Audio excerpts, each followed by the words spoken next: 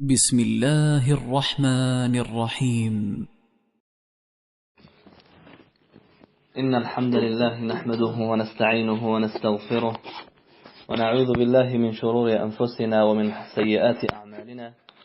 من يهده الله فلا مضل له ومن يضلل فلا هادي له، وأشهد أن لا إله إلا الله وحده لا شريك له، وأشهد أن محمدا عبده ورسوله وصفيه من خلقه وخليله، بلغ الرسالة وأدى الأمانة ونصح لهذه الأمة وجاهد في الله حق جهاده حتى أتاه اليقين، صلى الله عليه وعلى آله وصحبه ومن تبعهم بإحسان إلى يوم الدين. أما بعد، فإن أصدق الحديث كتاب الله، وخير الهدي هدي محمد صلى الله عليه وسلم، وشر الأمور محدثاتها، وكل محدثات بدعة، وكل بدعة ضلالة، وكل ضلالة في النار. السلام عليكم ورحمة الله وبركاته. برادران عزیز، امروز درس ما از سلسله درس های ایمانی که بعد انتهای آن موضوعی که درباره ثابت قدم و استوار ماندن در حق که آخران موضوعش را با قصه های عبرت آمیز به انتها رسانده، امروز درس ما ان شاء الله در بابت توبه و اهمیت توبه و صفتهای اهل توبه و نیز شرطهای توبه و همچنان امرهایی که از جانب الله و رسول شده است در نسبت توبه ان شاء الله که گفتگو میکنیم. حتی اینکه از حقیقی توبه که موافق قرآن و سنت توبه پذیرا می شود تا که با خبر شویم و همین توبه ان شاء الله چه باشیم؟ نائل باشیم که تا اینکه توبه ما الله سبحانه و تعالی بپذیرد. اولا بدانیم که دروازه توبه باز است همیشه. دروازه توبه و دروازه دعا همچون توبه کردن برای جمیع بندگان باز است، گشاده است. توبه این وظیفه عمر انسان است که نه فقط وظیفه شخصی که او گناه کرده است، نه فقط وظیفه شخصی که او گناه کرده است، بلکه وظیفه آن عمری که الله برای تو داده است، وظیفه تو شخصی که 20 سال است، 30 سال است، 40 سال است، یا زیاد یا کم امروز زندگی کرده ایستاده ای، عمر به سر بردی و چه گناهی صغیره و کبیره و چه از خطاها و لغزشها که از تو صادر شد. پس این وظیفه عمری تو که سپری کرده ای، وقتی که سپری کردی، پس هر 24 ساعتی که الله برای ما و شما حیات داده ایستاده است، وظیفه ما این است که باید توبه کنیم. چرا اینکه یکی از چیزهایی که در روز قیامت سوال جواب می شود و سوالی وزنین است و جوابش هم خیلی وزنین است، این وقت را برای چی صرف کردی؟ پس جوابش هم وزنین است که از این حیات 24 روزه هر روزه که ما سپری میکنیم چند ساعتش را برای چی گذرانده ایستاده ایم ما خود میدونیم. سوال به مانند جواب وزنین است، جواب به مانند سوال وزنین است. عمرت را به چی فانی کردی؟ عمرت را با چه چیز عملها و رفتارها و کردارها خاتمه بخشیدی و تا حال سپری کردی و هر روز و هر دقیقه و هر ساعت که تا امدن گذرانده ایستاده ای؟ والله که جواب میدی. قسم به نام آن پروردگاری که آن آسمان ها را به ستون آفریده است، از هر یک دقیقه جواب میده. سوال وزنین است. پس جواب آیا آماده است یا نه؟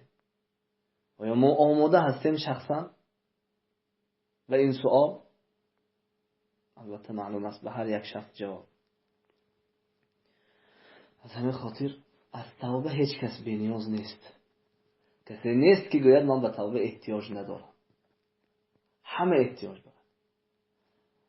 بس برای ما کفایه است یک مثال بزنیم که برای احتیاج بدن توبه دیگر برای ما مثال بسنده باشه. این است که پیامبر اکرم آن محمد الامین و آن خلیل الله و آن پیامبر بهترین الله و آن بهترین فرزند آدم گناه اولین و آخرینشان بخشوده شده، با وجود این هم هر روز 100 بار استغفر الله و اتوب الیه میگفتند و با وجود این همه شبها را به عبادت و به اشک ریختن میگذراندند که آن ریش‌های مبارکشان که تا بند دلشان بود کلانه‌اش تر میشد با دیده. آن پاهای مبارک از عبادت ورم میکرد، همه به خاطر توبه بود. این مثال برای شخصی که میگوید توبه برای چی یا برای کی، این جواب است. آن بنده که خاصتا در راه پروردگار است و در اوج عبادت و ذکر دعا و عملهای صالح است، حتی آن شخص هم محتاج توبه است. پس ما دست که حال ما گناهکارها که به توبه آیا احتیاج داریم؟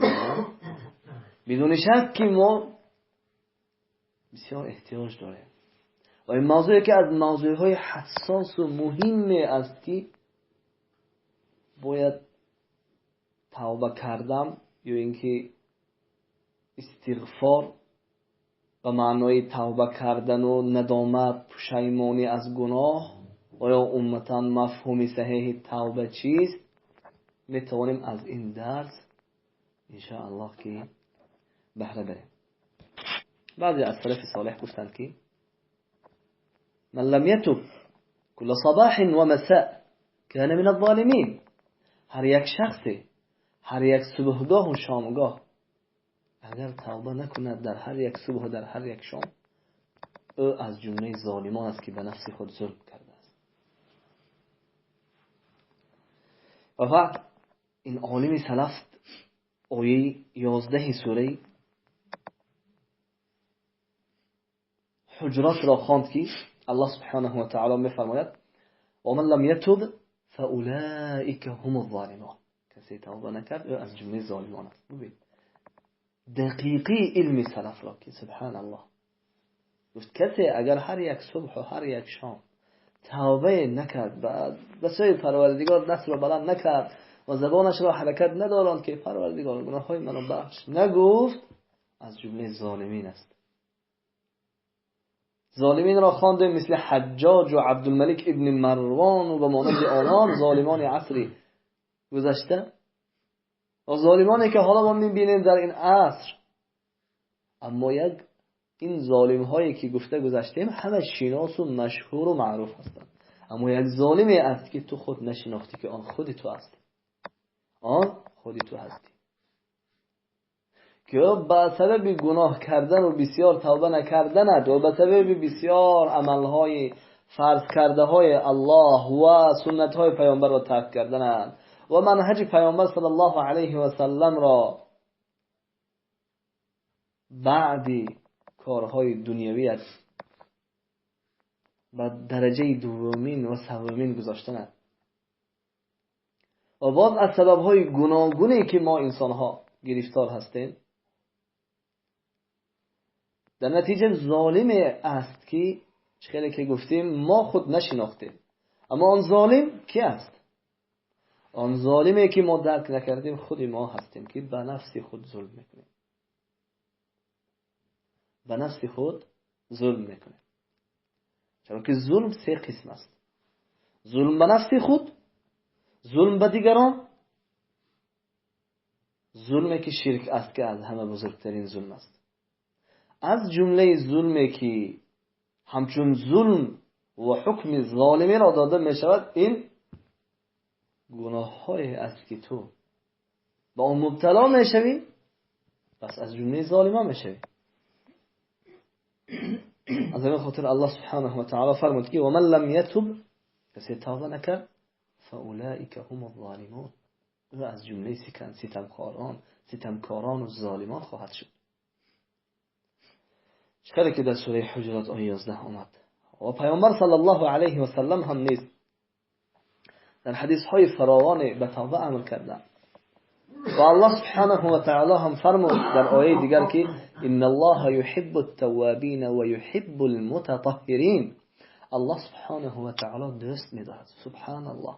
تصور کن وقتی که الله میگوید که من فلان گروه بندگان را دوست می‌دارم، این یک فخری است که تو باید از جمله انمون شخصان شوی. امروز یک رئیس، یک پرزیدنت یا یک مثلا یک جوانی را، یک دختری زیباترینی سرزمینش گوید که من تو را دوست می‌دارم، گوید بیرون از این موضوع او شخص دیگر خود را گم میکند، از خرسندی دیگر پرواز میکند که فلانی دختری فلانی شاه مرا شاه دختر دوست داشت، میگوید که من تو را دوست داشتم.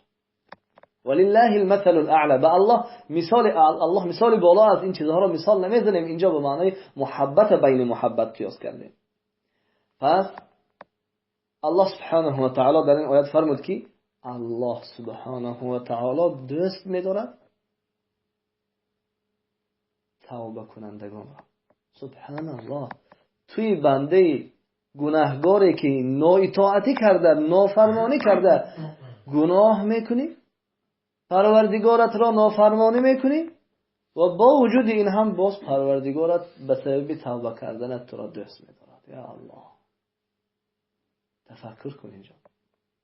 تویی که الله را نافرمان کردی، تویی که منع کرده های الله را دست زدی، باز همون الله گفته ایستاده است که توبه کردی باز دوست ندارم. باید در این نقطه باید تفکر عمیق کرد که دریافت که بله پروردگار به نهایت مهربان است.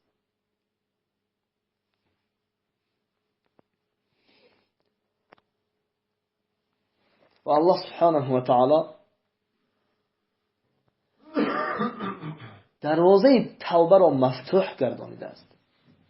دروازه توبه گشاده است تا آن زمانی که آفتاب از طرف قبلگاه طلوع نکند، تا آن زمان دارید، یعنی تا قیامت که نزدیک شد، دیگر چی می شود؟ درگاه توبه بسته می شود. وقتی درگاه توبه بسته شد، دیگر تمام توبه و ندامت دیگر فایده ندارد. در رحمت بسته شد.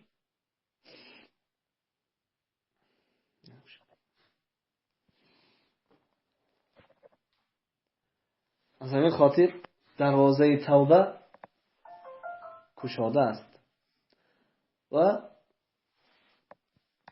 گشاده بودن دروازه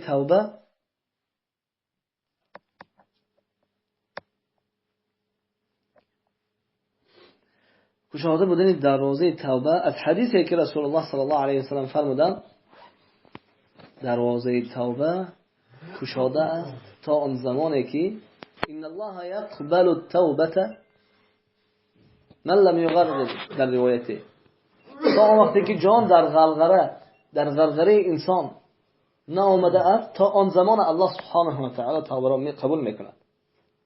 یعنی که حتی اطلع الشمس من مغربها، در روایتی تا آن زمانی که آفتاب از طرف غروبگاهش، یعنی از طرف قبله نبراید، دیگر چی؟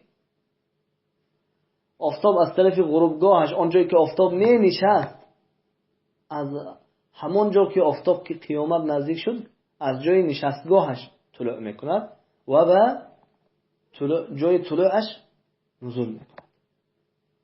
از همین سبب توبه تا آن دم مقبول است.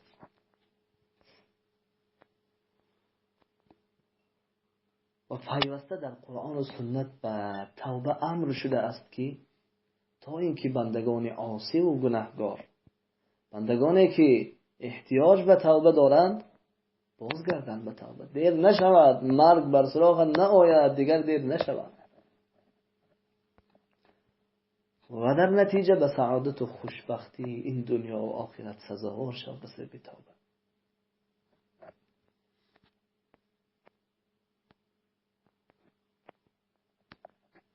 او ببینید که منافقین هستند که توبه نمی کنند.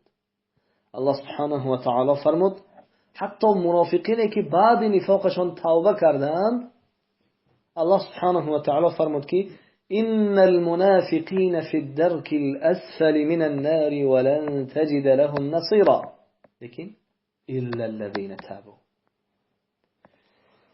وأصلحوا واعتصموا بالله وأخلصوا دينهم لله فأولئك مع المؤمنين وسوف يؤتي الله المؤمنين أجرا عظيما. الله سبحانه و تعالی در سوره نساء آیه 45 و 46 فرمود که بیگمان منافقین در تکترین دوزخ میشد. نفاق اصلا در لغت یعنی آنی که باطنش دیگر است و ظاهرش دیگر است. باطن کفر است، ظاهر به که مؤمن با عمل است. هم با قول هم با عمل نشان میدهد، اما باطنش آنچه که در ظاهرش است موافق نیست، بلکه باطنش کفر است. ولن تجد لهم نصيرا، منافقین دیگر یگان یار و یاور نمیابند، یاردم دهنده نیست برای آنها اصلا، نه این در این دنیا و نه در آخرت، و خاصتا بعد عالم برزخ، عالم قبر و عالم آخرت. لیکن جا گفت که الا الذين تابوا، مگر آنانی که توبه کردند و اصلاح شدند. بله، حتی آن منافقی که در تکترین دوزخ جای میگیرد، الله وعده داد که منافقی که قلبش دیگر چیز، لیکن ظاهرش بله من مسلمان، انا نمازخوان است، انا روزدار است، حتی هجرت و جهاد و ریش میماند، انا و غیره و غیره ذکر میکند و دیگر حتی قاری قرآن میشد و غیره، لیکن قلبش دیگر است. قلبش دیگر است. لذا الله منافقی که قلبش کفر است و لیکن با زبان و با عمل مسلمان و همراه مسلمان است، در تکترین دوزخ از کافر هم پایان تر گفت. ولیکن در دام آیت گفت که مگر آنی که از منافقین توبه میکنه. بله، حتی برای منافقین هم دروازه توبه را الله باز کرد که توبه کنید و اصلاح شد. آن شخصانی که توبه کردند و اصلاح شدند و اعتصموا بالله، آنانی که به قرآن و سنت پایبندی کردند و اخلصوا دینهم لله، آنانی که دینشان را خالص برای الله گرداندند، دیگر قلبشان با زبانشان با عملشان همه یک است، دروغ فریب نیست، همه یک است. فاولئک مع المؤمنین، اینان همراه مؤمنان هستند. آن منافقی که توبه کرد و ایمان آورد، اصلاح نمود خود را، عملهای صالح کرد، او همراهی که است مؤمنان گفت الله، و برای مؤمنین اجری فراوان وعده شده است. چرا که در سوره نساء آیه 145 و 146 آمده است. حتی به سوی توبه چه که گفتیم مؤمنان را الله به توبه دعوت کرد، منافقین را نیز به توبه دعوت کرد، چه که از این آیات ما از سوره نساء فهمیدیم. و نیز یهود و نصارا را حتی به توبه الله دعوت کرد.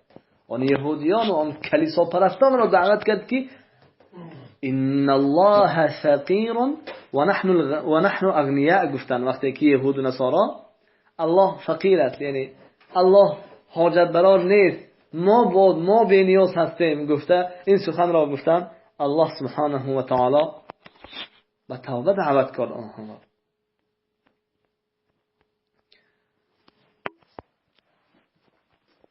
آن یهودیانی که گفتند که ید الله مغلوله، دست الله کوتاه است، یعنی به معنای که الله دیگر یعنی چی است، بی نیاز نیست، بلکه الله گفت که غلت ایدیهم، دست شما بند با دست شما دیگر کوتاه شود. و لعنوا بما قالوا، به این گفتهشان یهودیان را لعنت کرده شد. بعد الله سبحانه و تعالی بعد این گفته ها نصرانیان یهودیان الله را گفتند که الله فقیر ما بی‌نیاز. بعد در آخر این قصه چی گفت؟ گفت که افلا یتوبون الی الله، آیا با توبه به سوی الله باز نمیگرده؟ افلا یتوبون الی الله و یستغفرونه، آیا باز نمیگرده؟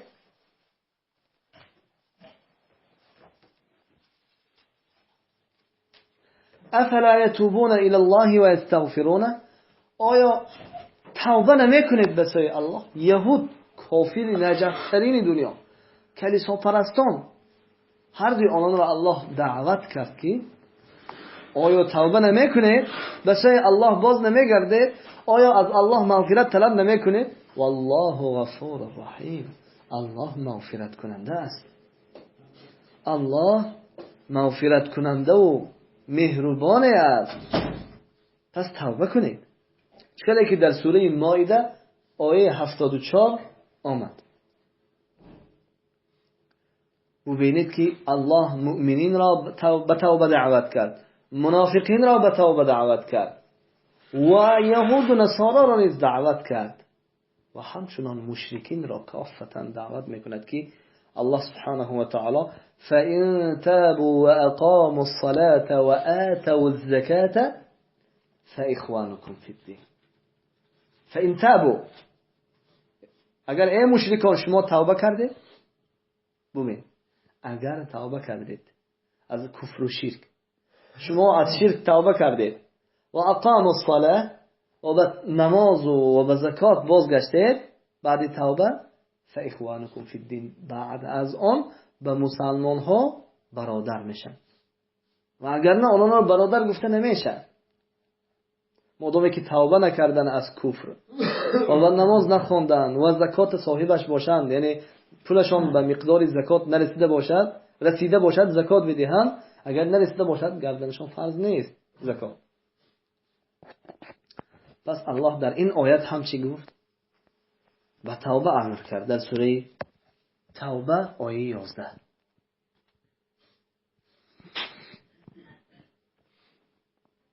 پس باز الله سبحانه و تعالی مسرفین، آنانی که حیاتشان را بیهوده صرف کردند، حیات هر روزه‌ای که الله عمر میدهد بدون عبادت و بدون راه الله صرف کردن سپری کرده استاده‌اند، با آنها خطاب کرده گفت که عمرشان را اسراف کردگان، ای شخصانی که عمر را اسراف کرده اید از امت محمد صلی الله علیه و سلم، به توبه بازگردید. قل یا محمد، ای محمد، یا عبادی الذین اسرفوا علی انفسهم لا تقنطوا من رحمة الله إن الله يغفر الذنوب جميعا، إن الله يغفر الذنوب جميعا إنه هو الغفور الرحيم. الله فرمود که بگو پیامبر با اون بندگان من که آنانی که عمرشان را، وقتشان را، مالشان را، جانشان را دیگر بیهوده صرف کردند، یعنی برای عبادت صرف نکردند، به خاطر دین، به خاطر الله صرف نکردند، برای آنها بگو که لا تقنطوا من رحمت الله، از رحمت الله ناامید مباشه. حالا دیر نشده است، یعنی حالا دیر نشده است، تأخیر نکنید. لا تقنطوا، ناامید نباش، نگو که من چنان گناههای کردگی دیگر از نوگی سرم تا نوگی پام گناه، یگون گناه نمانده که من نکرده باشم همشه کرگی من الله میبخشد. آیا نه؟ میبخشد. من الله گفته ایستاده است که در سوره زمر آیه 53 که ناامید نشو، توبه کن، بازگرد، الله میبخشد تو.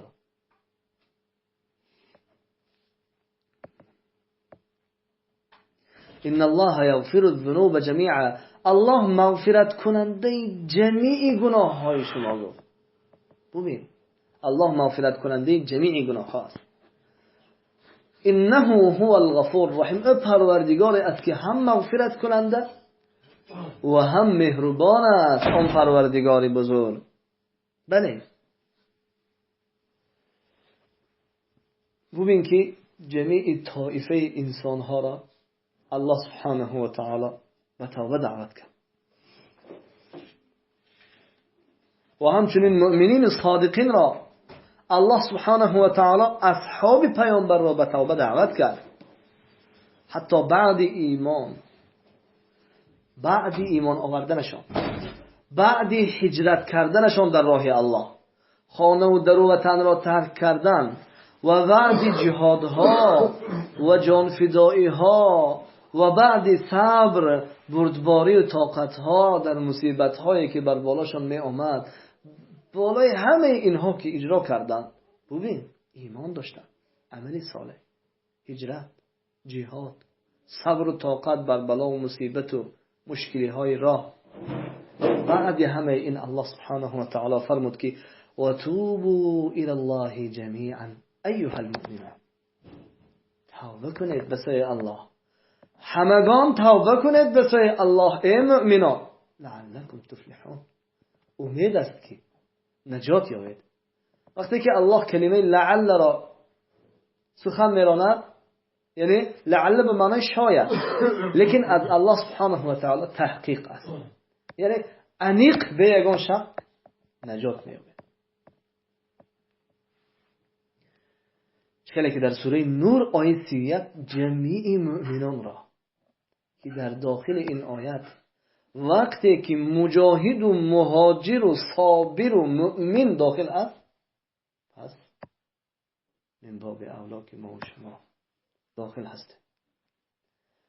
در آیه 31 سوره نور که چقدر که شنویدیم باز میگویم که و توبوا الی الله جمیعا، همگان به سوی پروردگار با توبه بازگردید. ای مؤمنان ایها المؤمنون لعلکم تفلحون، امید است که نجات یابید. و این آیت مدنی است. این آیه 31 سوره نور چه است؟ مدنی است، در مدینه نازل شده است. یعنی بعد هجرت این آیت را الله سبحانه و تعالی، فضل هجرت به نهایت بلند است، اجر هجرت را حسابیده نمی شود و اجر جهاد کو تماما حسابیده نمی شود از این بالاتر. لیکن با وجود این اجرهای بیشمار که اصلا به حساب ندارد در نزد ما و فقط حسابش الله میداند، بعد این همه عملها باز به چه دعوت کرد الله؟ و توبه دعوت کرد.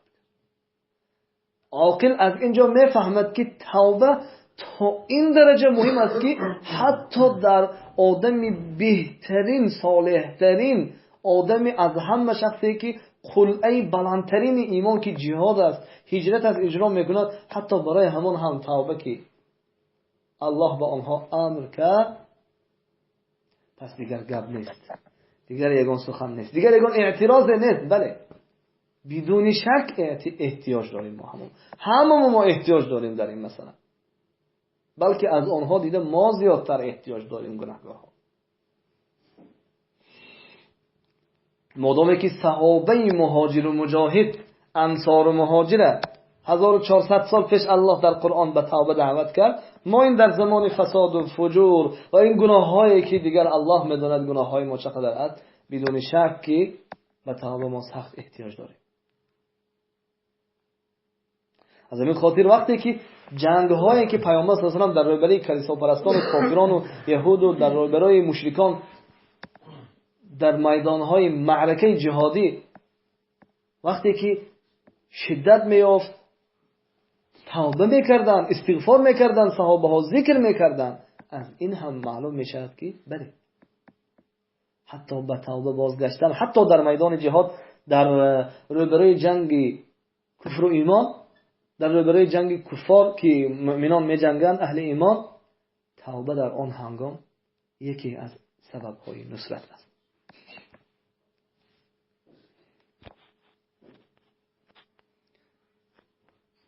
پس نجات این مهاجر و مجاهد را الله سبحانه و تعالی در چی گفت؟ در توبه گفت که لعلکم تفلحون، امید است که شما نجات یابید. و الله سبحانه و تعالی در سوره توبه آیه 117 فرمود که لقد تاب الله على النبي والمهاجرين والأنصار الذين اتبعوه في ساعة العسرة من بعد ما كاد يزيغ قلوب فريق منهم ثم تاب عليهم إنه بهم رؤوف رحيم. الله سبحانه وتعالى در آیه 117 سوره توبه فرمود که لقد تاب الله توبه پیامبر و مهاجرین و انصار را قبول نمود. آنانی که الذين اتبعوه في ساعة العسرة، آنانی که پیامبر را تابع شدند، پیرو شدند در آن لحظه وزنین ترین که این آیت در جنگ تبوک نازل شده بود، از آن روزی که سخت‌ترین جنگ و آن روزی که همه دیگر به چی دعوت می‌شدند.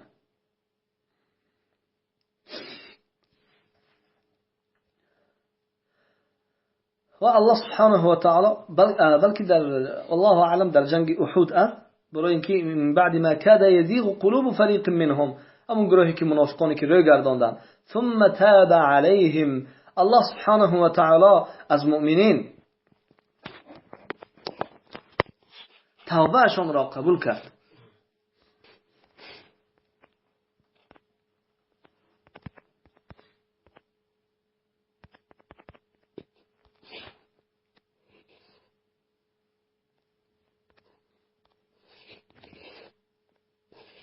الله سبحانه و تعالی از مؤمنین توبهشان را قبول کرد و گفت که لقد تاب الله علی النبی، یکم پیامبر را ذکر کرد.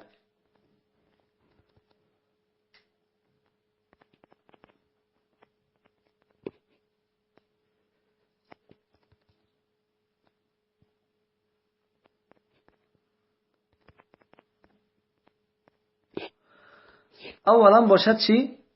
از پیامبر گفت که لقد تاب الله علی النبی. اینجا سوال میشد که از پیامبر حتی توبه را قبول کرد.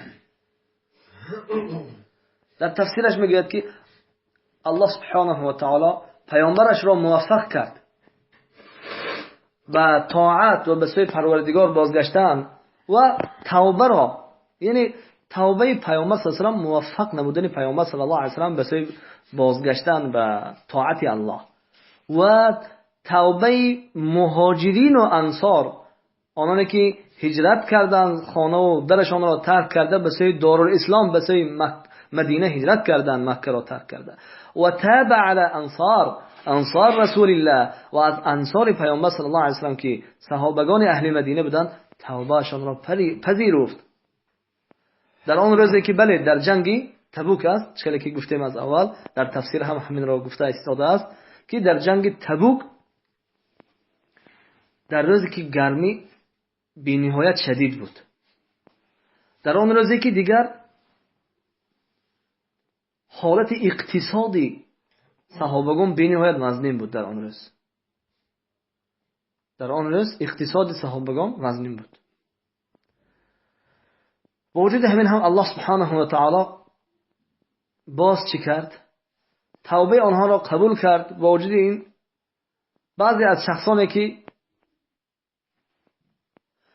قلبشان از حق مقصد میل کرده بود، یعنی معنای قلبشان میل کرده بود، در تفسیر میگوید که فیمیلون الی الدعوة والسکون، آنانی که جهاد را چند نفر کعب ابن مالک و همراهانش که جهاد را ترک کرده، پیامبر امر کرده بودند که همه به جنگ تبوک خارج شود.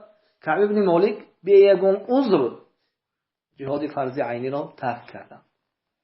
الله سبحانه و تعالی که الله از قلب اینان باخبر بود، آنانی که دیگر جهاد را ترک کردند، حتی آنان بعدی که بازگشتند و توبه کردند و به جهاد بازگشتند، دوباره از ترک کردنشان توبه کردند، بعد الله بخشید.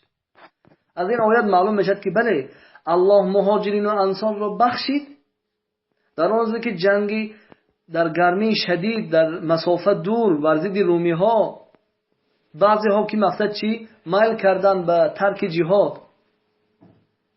پس از این معلوم میشد که حتی ترک جهاد هم بله تا به سوی جهاد باز نگردی آن گناه ترک جهاد بر گردن تو معلق است. دور نمی شود آن ترک جهاد گناهش از گردن تو، بلکه میماند.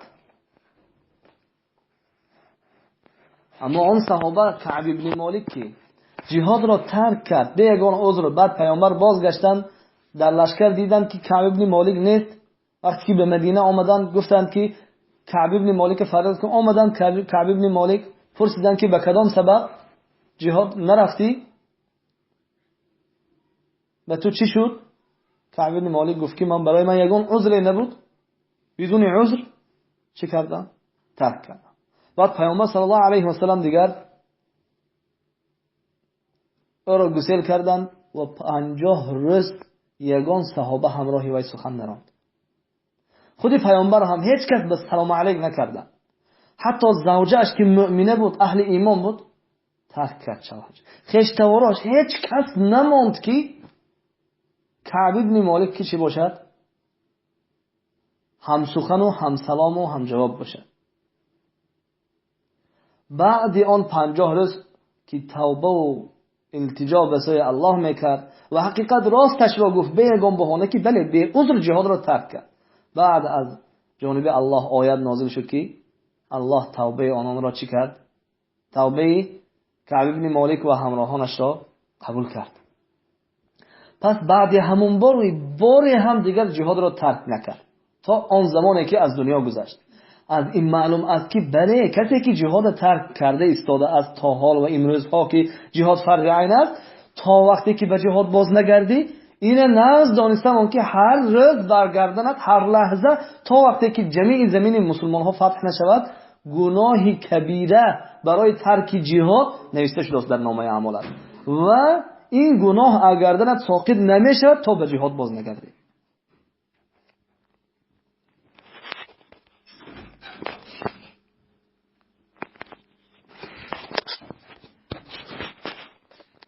ثم تاب علیهم، بله از آن شخصانی که به جهاد بازگشتن بعد از آن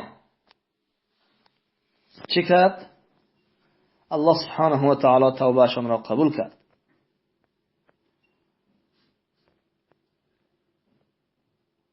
و این باب دروازه توبه از این معلوم میشد که ببینید که چند گروه از انسان ها را گفتیم. الله به هر یکی این گروه ها به توبه امر کرد، چه از مؤمن ها و چه از انبیا و چه از صحابگان و چه از منافقین و چه از غیرها. به هر یک شخص به توبه، به هر یک گروه و طایفه ها به توبه الله سبحانه و تعالی امر کرد. و این دروازه توبه تا آن زمانی که جان در حلقو میتونه آید و تا آن زمانی که آفتاب از طرف غروبگاهش نبراید، دروازه اش پوشیده نیست. الله سبحانه و تعالی میفرماید که وليست التوبة للذين يعملون السيئات حتى إذا حضر أحدهم الموت قال إني تبت الآن ولا الذين يموتون وهم كفار. الله در سوره نساء الله سبحانه و تعالی در آیه 18 فرمود که وليست التوبة، توبه برای آنانی که عملی بد میکردند و وقتی که جان بر حلقومشان آمد، وقتی جان کندن آمد، در همان لحظه گفتند که من توبه کردم، توبه اشان قبول نمی شود. الله در قرآن در سوره نساء آیه 18 گفته مانده است که توبه آنانی که در وقت تلخ جان کندن توبه میکنند قبول نیست، توبه اشان قبول نیست.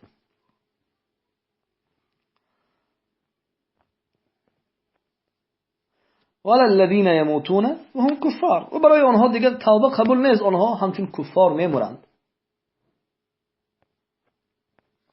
یعنی و با آن شخصانی که مقصد این دوم گروه هست، آنانی که گناه میکنند و در وقت جان کندن توبه میکنند، توبهشون قبول نیست گرچه که مسلمان باشند. دوم گروهش کی است؟ ولا الذين يموتون، و همچنین توبه آنانی که با کفر میمرند، عملهای کفری میکنند و از این دنیا میگذرند توبه نکرده، قبول نیست. پس الله سبحانه و تعالی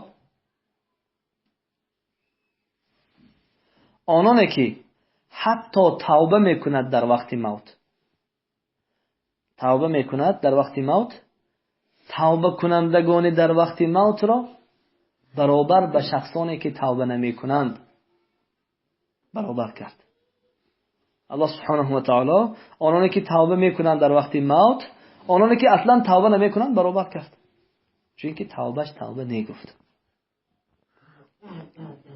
و پیامبر صلی الله علیه و سلم فرمودند که ان الله عز وجل يقبل توبة العبد ما لم يغرغر.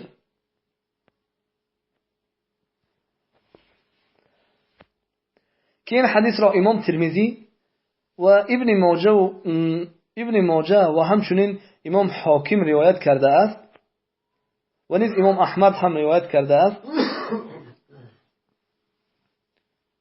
که احمد شاکر محدث عصر گذشته این حدیث را صحیح گفته است و البانی هم صحیح گفته است. الله سبحانه و تعالی قبول میکند توبه بنده را که توبه میکند پیش از آن که جانش در غرغره‌اش آید. فرعون هنگامی که غرق شد، دلیل آنه که در وقتی جان کندن توبه میکند قبول نیست، آیه 18 سوره نساء بود خواندیم. و باز دلیل دیگر حالت فرعون است. فرعون گفت که آمنت انه لا اله الا الذي آمنت به بنو اسرائیل. فرعون توبه کنان هنگامی که غرق شد گفت که ایمان آوردم به آن پروردگاری که نیست بجز او پروردگاره، نیست اله بجز او، آن پروردگاری که بنی اسرائیل ایمان آوردن به همون ایمان آوردم. گفت فرعون با همین لفظ، چه خیلی که در سوره یونس آیه 90 آمد. اما الله سبحانه و تعالی گفت که الان وقد عصيت من قبل وقد عصيت قبل وكنت من المفسدين. الان توبه میکنی؟ پیش از این که گناهگار بودی در آن وقت و از جمله مفسدین فسادکارترین انسان ها بودی، در سردار فساد بودی، در سردار فسادکاران بودی، توبه نکردی و انا اکنون توبه میکنی؟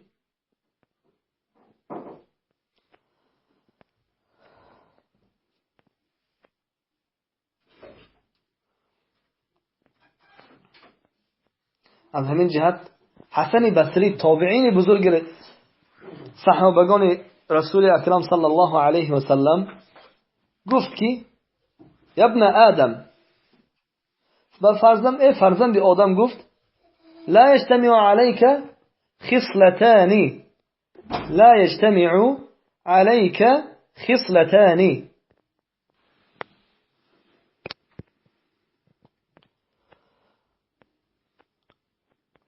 و چه خیلی که الله سبحانه و تعالی در این آیه یونس آیه 91 گفت که آیا فرعون انا اکنون توبه میکنی؟ بعد از آنه که دیگر مرگ بر سرت آمد. و حسن بصری میگوید که ای فرزند آدم لا یجتمع علیک خصلتان، بر تو دو خصلت جمع نمی شود، یعنی جمع نباشد. وقتی که جمع شد این دو خصلت، دیگر این خصلت بدی است. سکرت الموت، تلخی جان کندن، عذاب و شکنجه سخت در وقت موت. و حسرت الفوت، حسرت الفوت به معنای ای فوت التوبه، توبه دیگر چی؟ از وقتش میگذرد و در وقت جان کندن و در وقت مرگ دیگر توبه میکنی، این دو خصلت به تو جمع نشود که این علامت بدبختی. و در تفسیری وحیل بینهم و بین ما یشتهون در سوره سبع آیه 54 فرمود که وحیل بینهم و بین التوبه حین سألوها. بله دیگر در وقت جان کندن در توبه بسته است. برای چی؟ الله در آیه 54 سوره سبع فرمود که وحیل بینهم، مانعه میشد بین آنها و بین ما یشتهون، آنچه که دلشان میکشید. یعنی چی دلشان میکشید؟ در وقت جان کندن در نزد تو طلا و نقره و زن زیبا و خانه و ماشین و چیز چوره اصلا در نظرت نمینماد، چرا که تلخی جان کندن است و دیگر چیزی بازی نیست. لیکن در آن وقت یک چیز را انسان دلش میکشد که اجرا کند، آن توبه است. از همین جهت الله فرمود که وحیل بینه، مانعه میشد بین این شخصایی که در وقت موت، یعنی حیاتی که سپری کرد 20 سال و 30 سال و 40 سال و 50 سال و 60 70 سال توبه نکرد، به ایمان باز نگشت، به عبادت باز نگشت، خیلی گفت خیلی انشاءالله حالا میکنم، خیلی حالی وقت های، خیلی حالی تا فلان سال عمرم فلان سال شود، فلان ساله شوم، بعد چی میکنم؟ انشاءالله که توبه میکنم. یکی موت آمد دیگه، مرگ بر سرش رسید دیگه، تمام مانع میشه دیگه، توبه کردن نمیتونه، زبانش هم نمیگردد، زبانش گردد هم قبول نیست. اشکالی که در سوره نساء اومد، دیر شد دیگر، فرصت را غنیمت شمار.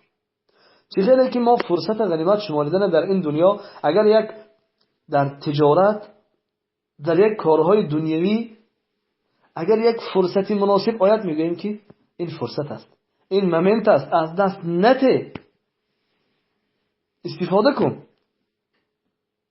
اگر در حال همین مومنتال استفاده نکردی دیگه از دست دادی. بله، توی انسانی هستی که احمقی که با کار دنیویت مومنتال نیو فرصت استفاده بردن فهمیدی، اما به عمر خود که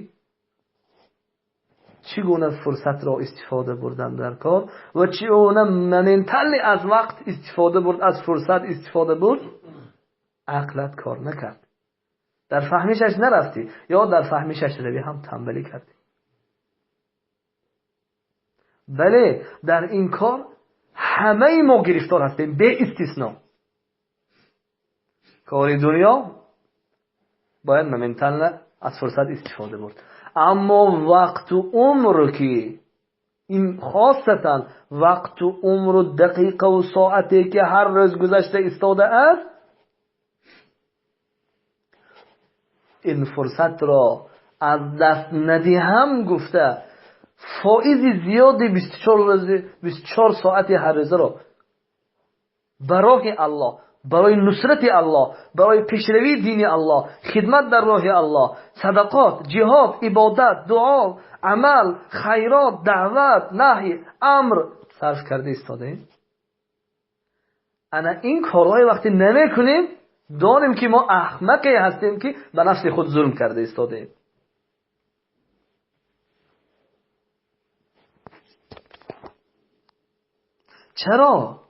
چرا اینکه ما از فرصت بهره نمیبریم، لذا پشیمانی فایده ندارد. بعد از آنی که دیگر در حالت سکرت موت افتیدیم. سکرت موت برای چی میگوییم؟ برای اینکه موت در هر یک لحظه آمدنی است. دیگر روی نقشه ها و پلان های تو دیگر فلان روز میکنم، از فلان روز، از فلان ساعت، از فلان روز، از فلان ماه، از فلان هفته، از فلان چیسله سر میکنم، فلان خدمت و فلان کاره. نه، این خودفریبی، این همش خودفریبی، این نفس فریبی، دیگر چیز نیستی. چرا اینکه موت در هر لحظه آمده نیست. اگر این درک نکردی، باز به همون حالت پیشترت بازگشتی، حیات گرفت که حیات تغییر نیافت، دان که تو شخصی که از قرآن، از این آیات ها عبرت گرفتنی نیستی و خواهان آن نیستی که اصلاح شوی. چرا؟ این چند آیت اثبات کرده از حالت فرعون. من این آیه سوره سبع، آیه 54، انا آیه 18 سوره نساء و این سوره یونس آیه 90 و غیره ها که همه آیت گفته است که بله، توبه در وقت موت قبول نیست. موت ما هنگامی که فرا میرسد، اینا فرا رسیدنش کی بدنش الله میداند، لیکن یقین داریم که در هر یک لحظه وقت بود شده آمده نیست. لیکن فرصت غنیمت شماری داشتیم یا نه؟ وقتی که از فرصت استفاده نبرده ایستاده ایم دانیم که ما خودفریب هستیم. غیر از خودفریب دیگر هیچی نیستیم. ما میتونیم که خودمان را ظالم گوییم مادامی که این کار را نکنیم و تغییر نیابیم. ما میتوانیم که خودفریب احمق گوییم، چون که احمق یگانه شخصی است که خودش فریب میکند.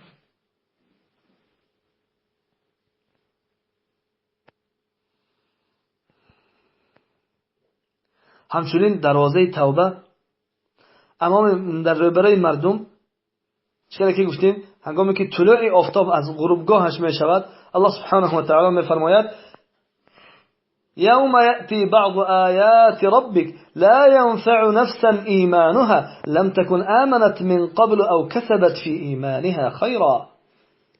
آن روزی که بعضی از نشانه های پروردگارت می آید لا ينفع نفسا ایمانها دیگر ایمان آوردنم فایده نمی کند. ایمان و توبه دیگر فایده نیست. لم تكن آمنت من قبل او کسبت فی ایمانها خیرا، تمام دیگر دروازه بسته است. سوره انعام آیه 58. از ابو هریره رضی الله عنه روایت است که لا تقوم الساعة حتى تطلع الشمس من مغربها فإذا طلعت ورآها الناس أجمعون فذلك حين لا ينفع نفسا إيمانها وذكر الآية. بل أبو هريرة رضي الله عنه در تفسیر این آیه 158 سوره انعام فرمودند که قیامت برپا نمی شود تا آن لحظه ای که آفتاب از غروبگاهش نبراید. وقتی که از غروبگاهش برآمد برعکس آفتاب برآمد دیگر چی؟ انسان ها ورأى الناس اجمعون ورآها الناس اجمعون همه انسان ها میبیند این واقعه که آفتاب برعکس میبراید. مثل هر وقته نه بلکه چپگی از طرف نشستگاهش میبراید به این طرف به طرف طلوعش میفراید. ابو هریره گفتند که فذلك حين لا ينفع نفسا ایمانها دیگر ایمان و توبه در آن روز دیگر فایده ندارد. و پیامبر صلی الله علیه و سلم فرمودند که ان الله يبسط يده بالليل ليتوب مسيء النهار ويبسط يده بالنهار ليتوب مسيء الليل حتى تطلع الشمس من مغربها.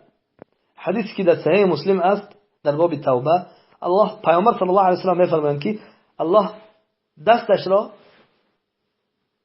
را الله دراز میکند در شب تا اینکه آنانی که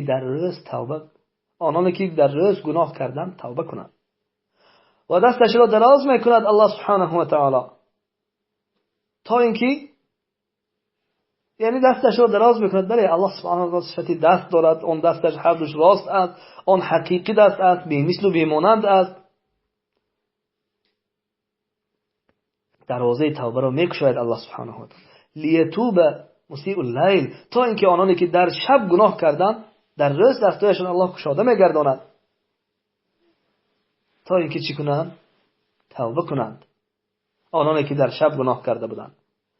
لیکن تا کدام وقته؟ بله وقتش هم هست. وقتش تا آن زمانی که آفتاب است غروبگاهش میبراید. و از ابو هریره رضی الله عنه روایت است که رسول الله صلی الله علیه و سلم فرمودند من تاب قبل ان تطلع الشمس من مغربها تاب الله علیه. کسی که توبه کرد پیش از آنی که آفتاب از غروبگاهش برآمد الله توبه او را قبول میکند. الله توبه او را قبول میکند. این هم در صحیح مسلم هست.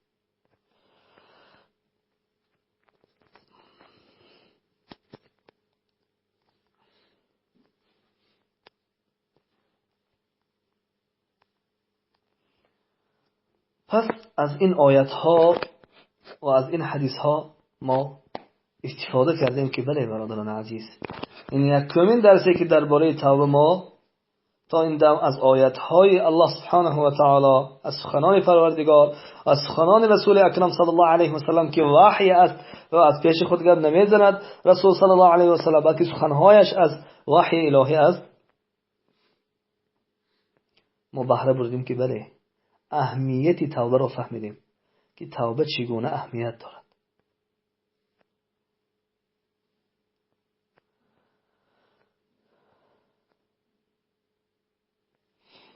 انشاءالله که ادامه درس را در حلقه نوبتی باز در موضوع توبه انشاءالله صحبت خود را ادامه دهیم. و صلی الله وسلم علی نبینا محمد و علی آله و صحبه اجمعین. السلام علیکم و رحمت الله و برکاته.